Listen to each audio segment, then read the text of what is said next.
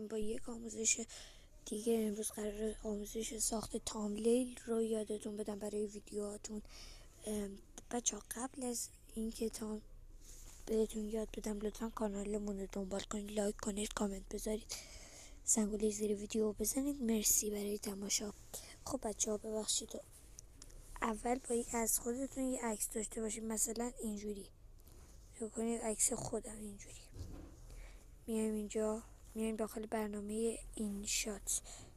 حالا کسایی که عکسشو نمیدونن اینجوریه.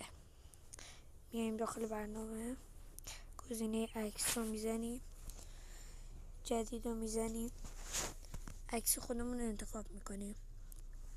حالا ببخشید لختم، سانسور میکنیم. بعدا اینجا بودش رو میزنیم. حالا مهم نیست لخت باشه یا نه. حالا اینجا رو میزنی، پاک کن رو میزنی، اینجوری پاک میکنی چون مهم نیست، اونجا نباید باشه.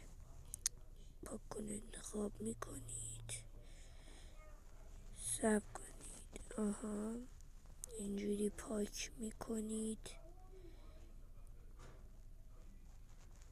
پاک کردید، میایید گزینه اوکی میزنید، دوباره اوکی میزنید، صادرات رو میزنید،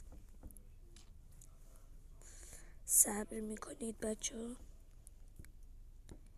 آها، اینجا ایجاد جدید رو میزنید، مثلا این عکس اینو میاریم. بعدش اینجا PVP رو میزنیم، عکس خودمون رو میزنیم و اینو میاریم بالاتر و بفرمایید صادرات رو میزنیم. و الان یه عکس خوشگل دارید. حالا نگاه کنید، میایم اینجا ایناش. مرسی برای تماشای این ویدیو. لطفا لایک کنید، کامنت بذارید، حتما زنگوله زیر ویدیو بزنید. مرسی برای تماشا. خداحافظ.